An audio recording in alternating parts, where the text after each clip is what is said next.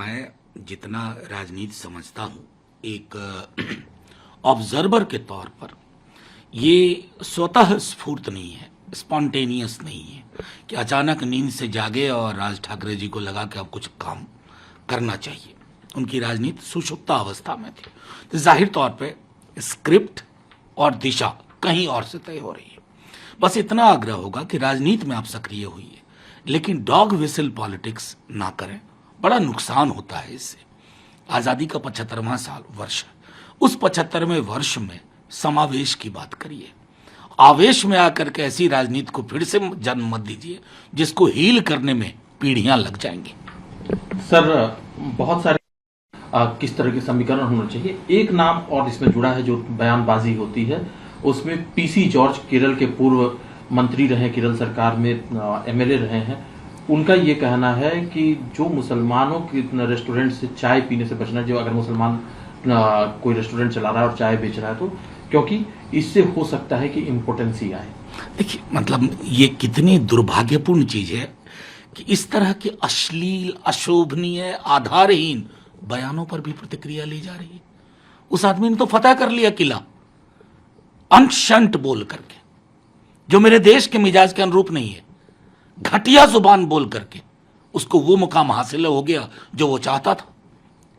आप हमसे प्रतिक्रिया ले रहे हैं और मैं दे भी रहा हूं। ये अवसान का क्षण है हमारे सार्वजनिक जीवन में। अगर इस तरह के लोग, और अब अकेले नहीं है, देश के अलग अलग हिस्सों में इसी तरह की पौध काफी है जो इस देश को खोखला करने में आमादा है। सर, यूनिफॉर्म सिविल कोड, पिछले कुछ समय से इसमें ये जो है चर्चा इस पे ज्यादा हो रही है। असम के मुख्यमंत्री हिमंता बिस्वा शर्मा का कहना है कि कोई भी मुस्लिम महिला नहीं चाहेगी। उनका ये कहना है कि जो यूनिफॉर्म सिविल कोड है वो जरूरी है, क्योंकि कोई भी मुस्लिम महिला नहीं चाहेगी कि उसका पति जो है 3-3 पत्नियों को लेकर के आए घर में। असदुद्दीन ओवैसी का कहना है कि यूनिफॉर्म सिविल कोड की देश को जरूरत। देखिए, मैं सीधे तौर पर कहता हूं कि दोनों अतिरेक की जुबान है। हिमंतो जी संभवतः यूनिफॉर्म सिविल कोड के डिबेट को पढ़ा नहीं है उन्होंने, संविधान सभा की बैठकों में जो चर्चा हुई, और गोवा का सिविल यूनिफॉर्म तथा कथित यूनिफॉर्म सिविल कोड भी वो जानते नहीं है।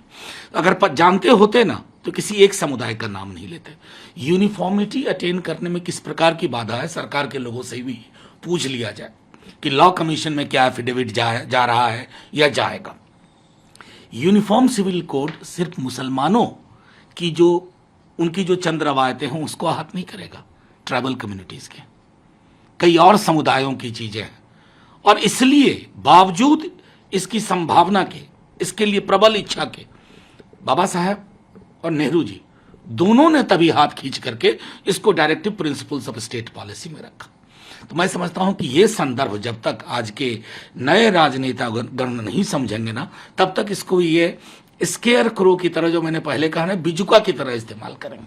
सर, चर्चा लाउड स्पीकर तो उनकी नाराजगी भी थी इस सवाल को लेकर के, और उनका ये सीधा कहना था कि रिलीजियस मैटर में कोई इंटरफेरेंस। देखिए, सीधी सी बात है, ये देश क्या लाउड स्पीकर और बुलडोजर पे बात करने के लिए 75वें वर्ष में आजादी के करे?